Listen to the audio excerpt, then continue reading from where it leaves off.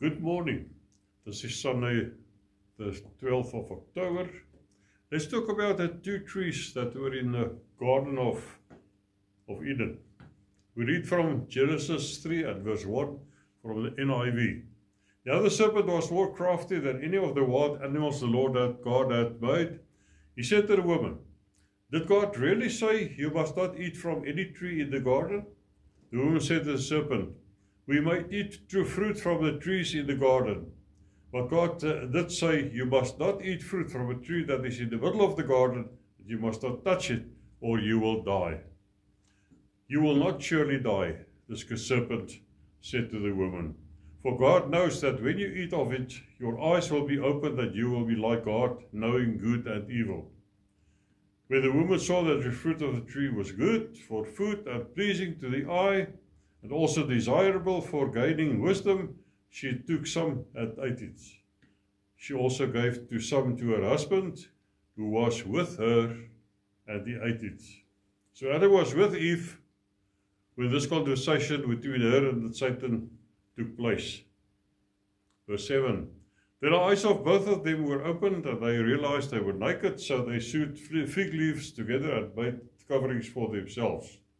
Then the man and his wife heard the sound of the Lord God as he was walking in the garden in the cool of the day, and they did hid from the Lord God among the trees of the garden.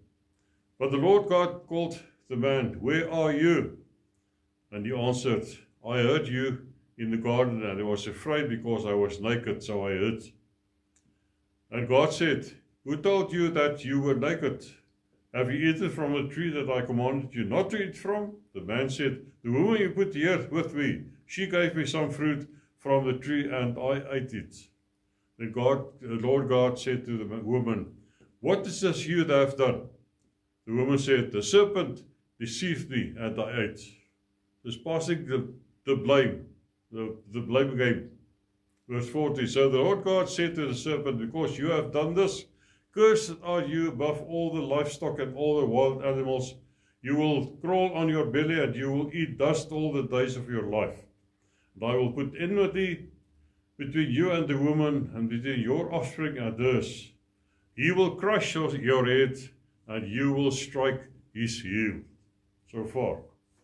The first prophecy, given 6,000 years ago, implied the Savior of the world, born of a virgin, to die and put away sin by the sacrifice of himself, crushing the head of the serpent, and have total victory over him who had power of death, that is Satan, the devil. Thus he crushes his head, destroys his power, and lords him over mankind, turning them from the power of Satan unto God. As Acts says in Acts 26 verse 8 from the New King James.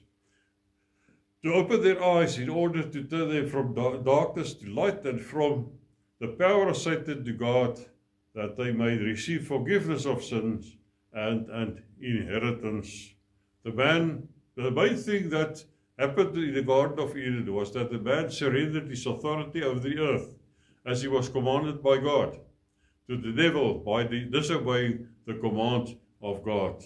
Therefore the devil has become the god of this world, of this age, as Paul says in 2 Corinthians 4 verse 3, "But even if our gospel is veiled, it is veiled in those who are perishing, whose minds the God of this age has blinded."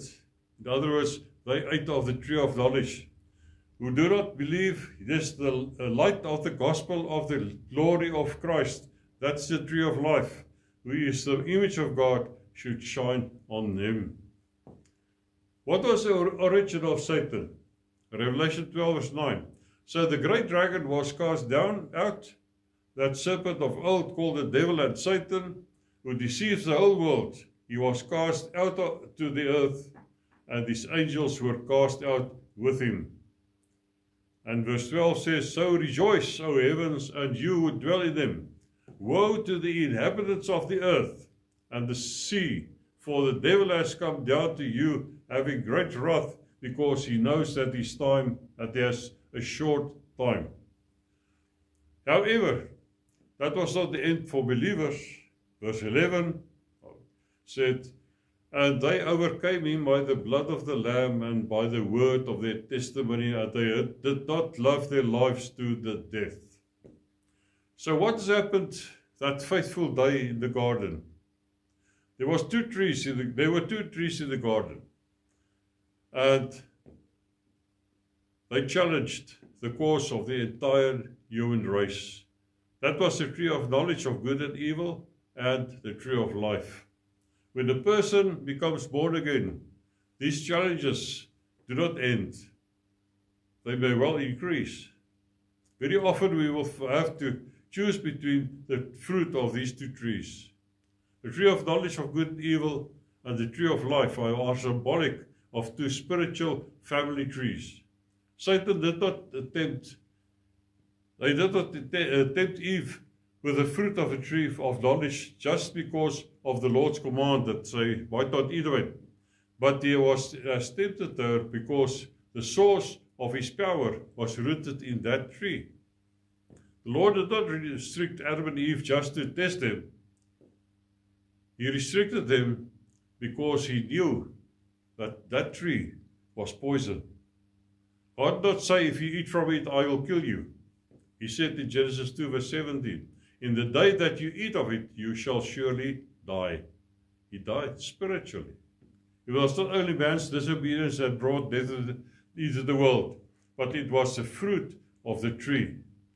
This tree is a model of the law. 1 Corinthians 15 verse 56, the sting of death is sin, and the strength of sin is the law. This is because it is through the law that we derive our knowledge of good and evil. Knowledge of good and evil kills us by distracting us from the one who is the source of life, the tree of life, Jesus himself. The tree of knowledge causes us to focus on ourselves, the riches, the pleasures, the distractions of life of this earth. Sin is empowered by the law, not just because it reveals evil, it reveals good as well. There's always a choice. Man has always a choice. The fruit of this tree leads us to self-centeredness. After Adam and Eve ate its fruit, their first response was self-inspection. And they noticed their nakedness, but they took their attention away from the tree of life. This is what the law accomplishes. As Apostle Paul called it in 2 Corinthians 3 verse 7, the ministry of death, and in verse 9, the ministry of condemnation. The old covenant is a law, the new covenant is a spirit. There's so much to say about that. If we abide by the old covenant, we have dead religion with righteousness that is based upon compliance with written commandments instead of a living relationship with God. Jesus said that he will send us the Holy Spirit who will guide us into all truth. John 16 verse 13. And Paul said that the truth is in Jesus Christ. Ephesians 4 verse 20. But you have not so learned Christ, if indeed you have heard him and have been taught by him, as the truth is in Jesus, that you put off concerning your former conduct the old man which grows corrupt according to the deceitful lust, that is the tree of knowledge, and be renewed in the spirit of your mind, and that you put on the new man which was created according to God, but according to God in true righteousness and holiness, the tree of life. Of course, a tree is known by its fruit. Matthew 12 verse 33 says, either make the tree good and its fruit good, or else makes the tree bad and its fruit bad. For a tree is known by its fruit. And the Apostle Paul writes in 2 Corinthians 3 verse 6, for the letter is kills, but the Spirit gives life. So you eat of the tree of knowledge, or you eat of the tree of life. Only two. The Bible testifies of Jesus, of life. John 5 verse 39. Jesus said to the Pharisees, you search the scriptures, for in them you think you have eternal life. And these are they which testify of me. But you are not willing to come to me that you may have life. Rather take of the tree of knowledge. Wow. Reading the scriptures without the Spirit brings only knowledge of good and evil, which actually brings forth death. Satan often comes as an angel of light, proclaiming the scriptures, counterfeiting in form, but he can never counterfeit the fruit of the Spirit, which is Jesus, the tree of life. Luke 6:43.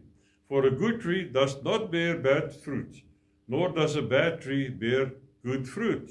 For every tree is known by its own fruit.